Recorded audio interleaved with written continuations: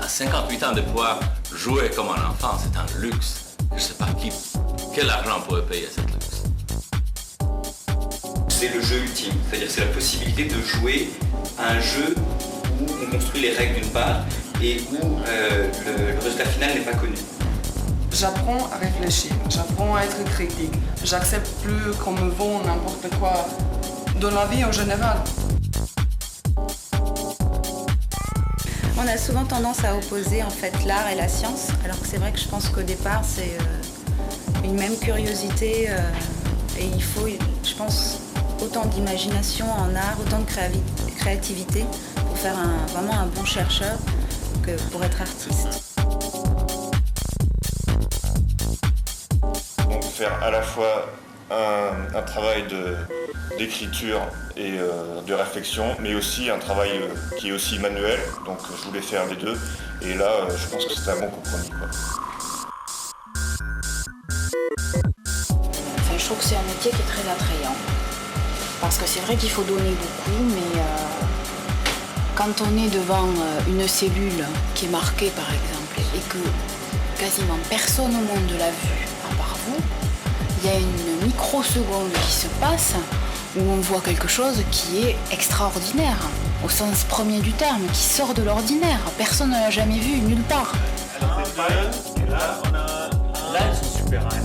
Il y a 1, 2, 3, 4, 5 et là c'est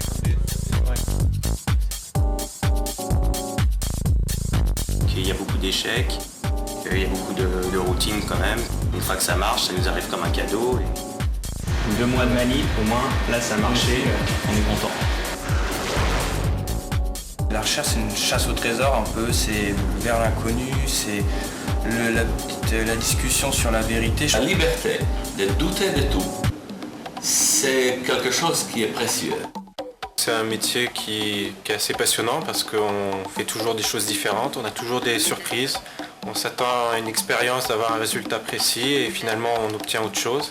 C'est un peu une enquête policière, savoir comment ça marche et on essaye un peu de piéger les mécanismes pour voir comment la cellule trouve ou la nature trouve des moyens pour survivre.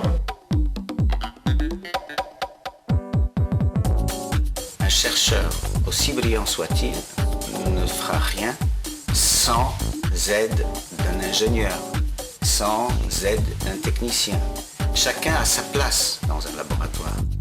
On est assez libre de ce qu'on fait, de nos horaires, et tout ça. Mais c'est aussi le côté qui est difficile, parce que du coup on est responsable des erreurs qu'on fait, et tout ça, et ça se fait toujours facile.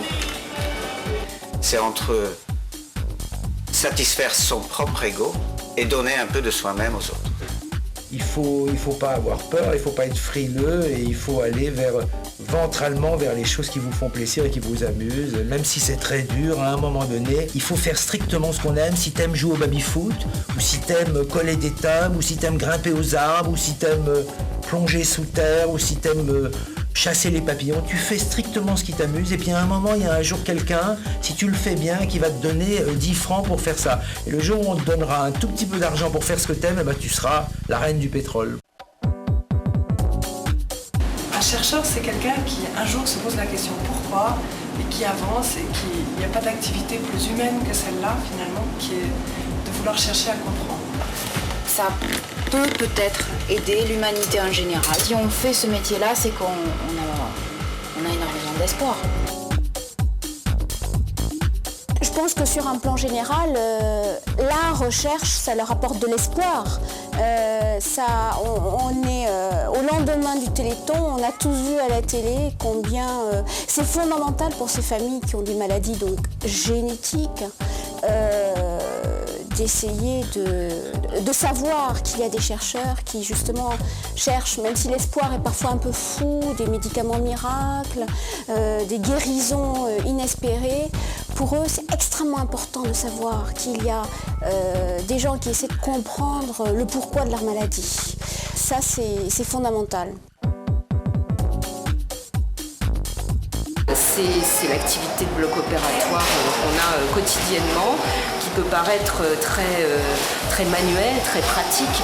En réalité, derrière tout ça, il y a une grande réflexion, on travaille sur le dossier, on s'interroge sur quelle est la meilleure intervention à réaliser, à quel moment il faut la réaliser, et tout ça en fait, ça va reposer, en tout cas ça ne peut avancer que s'il y a une activité de recherche derrière toutes ces maladies qu'on ne comprend pas toujours très bien. Oui mais ça marche pas, c'est difficile. Oui mais quand ça marche, c'est magique.